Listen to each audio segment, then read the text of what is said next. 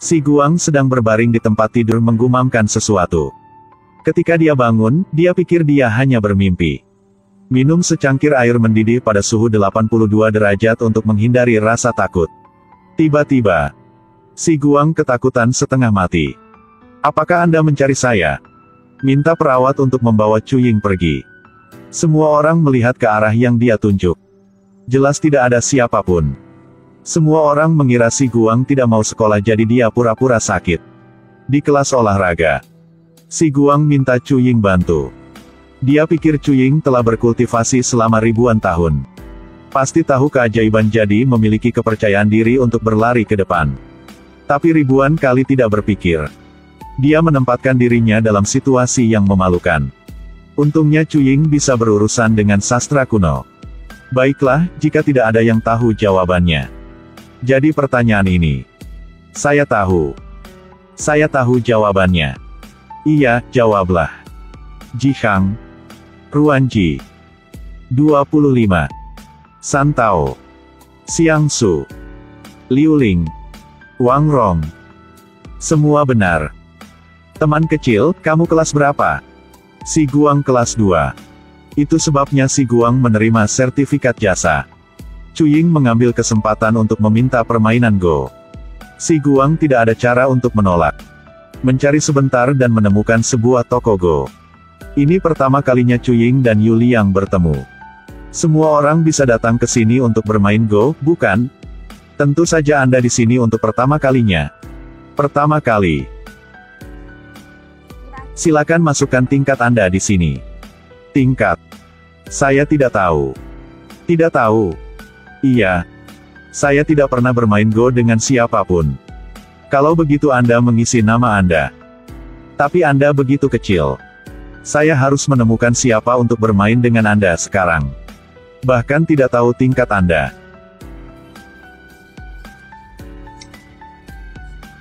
Dia sana seorang anak laki-laki, bukan? Saya akan bermain Go dengannya. Anda sebaiknya mengubah orang lain. Dia adalah Yu Liang. Cuying berlari ke sana seperti kilat. Ingin bermain Go dengan Yu Liang. Tanpa diduga, Yu Liang melihat bahwa ini adalah seorang anak. Jadi dia dengan sopan menolak. Cuying menggunakan rencana provokatif. Berhasil menembus pertahanan psikologis Yu Liang. Keduanya meluncurkan duel kusut. Cuying mendapat bantuan dari si Guang. Seperti tahu cara bermain dan mulai bermain Go. Bermain Go bola balik. Bahkan belum 30 menit Cuying keluar. Sebelum pergi, gadis itu memberinya tiket ke kompetisi Go. Setelah si Guang pergi, sekelompok orang berdiri di sekitar membahas permainan Go dua anak itu. Seseorang berkata bahwa teknik Go si Guang jelas merupakan pemula. Mengapa masih kalah? Yu Liang berpikir dengan hati-hati. Dia merasa level Go lawan pasti sangat tinggi. Bimbing dia cara bermain Go. Bimbing dia cara bermain Go. Namun, gadis itu mengungkapkan rahasia yang mengejutkan. Tapi anak itu memberitahu saya. Dia belum pernah bermain Go dengan orang lain. Apa? Yu Liang sampai di rumah, dia merenung. Kenapa dia kalah dari pemain baru? Pada saat ini, ayahnya kembali. Baru saja melihat. Langsung bertanya mengapa dia memandang rendah musuh. Yu Liang awalnya bermaksud hanya untuk menyelesaikannya. Jelas, Yu Xiaoyang ditemukan melalui papan Go. Langsung menyatakan bahwa level lawan lebih tinggi dari Yu Liang. Dia sama sekali tidak memiliki peluang untuk menang. Yu Liang tercengeng. Hari itu, ketika si Guang mengambil tiket ke pintu. Ke tempat diadakannya pertandingan Go. Lihat dua anak laki-laki bermain Go. Dia tidak tahan, menganalisis posisi Cuying. Si Guang segera memujinya. Si Guang melihat bocah itu meringis. Tanyakan pada Cuying apakah dia punya rencana. Setelah Cuying menganalisis posisi Go untuknya. Tunjukkan 8 dari 18 posisi penting. Tapi dia merindukan kata-katanya. Jika Anda meletakkannya di sini, Anda pasti akan kalah.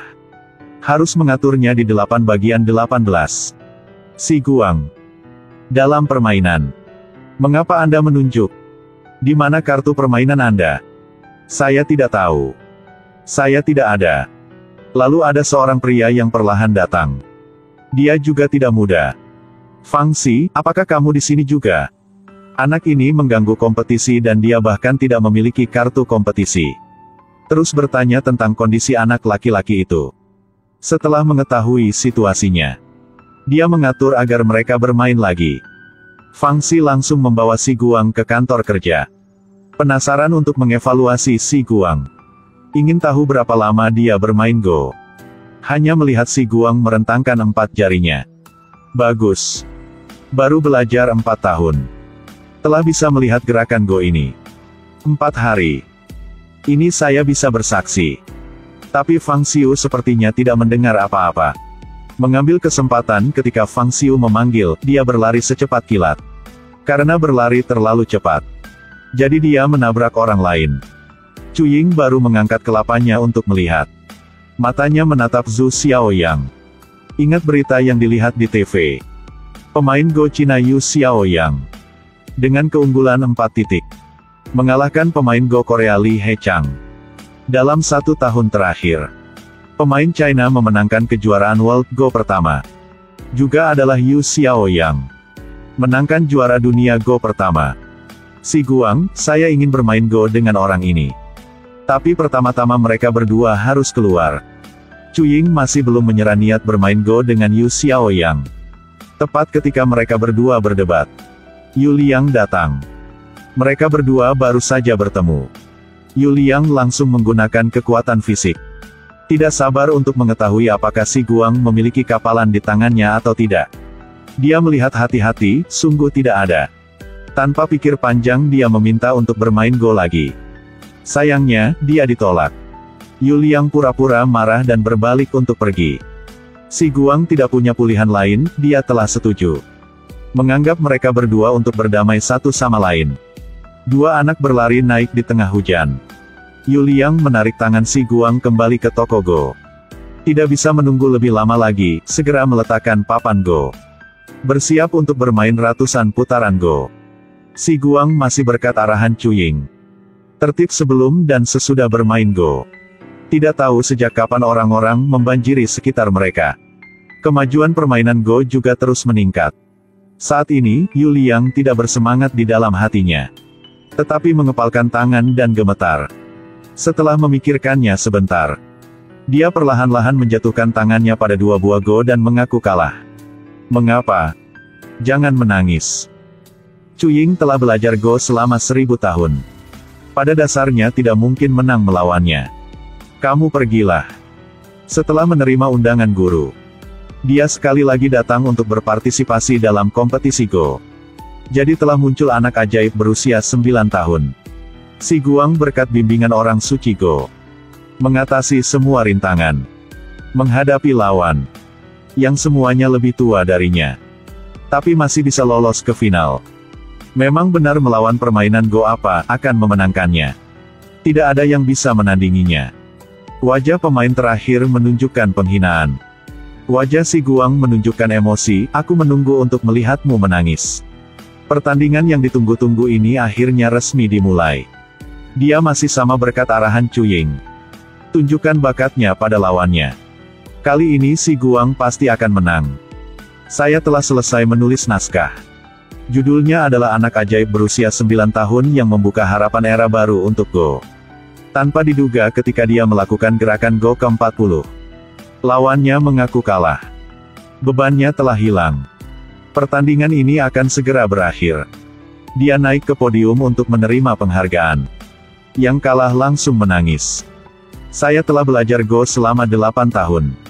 Saya juga berusaha keras untuk berlatih. Pada akhirnya, saya kalah bahkan dari seorang anak. Saya belajar bermain Go untuk apa lagi? Si Guang melihat bocah di sampingnya. Dia tidak tahu harus berkata apa lagi. Dia tanpa sadar mengingat wajah menangis seperti kucing Yu Liang. Dalam perjalanan Cu Ying terus-menerus menasihati Si Guang. Menang atau kalah adalah hal yang biasa bagi seorang prajurit. Tiba-tiba Si Guang dipanggil kembali oleh Fang Xi. Bawakan dia berita mengejutkan. Yu Xiaoyang mengundangnya untuk datang bermain Go. Tetapi Si Guang menolak. Setelah Cu Yang selesai mendengarkan, matanya menyala. Dia memohon pada Si Guang. Dia menjamin setelah mempelajari dari bakat Dewa Go nomor 1, dia akan pergi. Ekspresi si Guang sangat tidak sabar. Dia tidak punya pilihan selain menerima.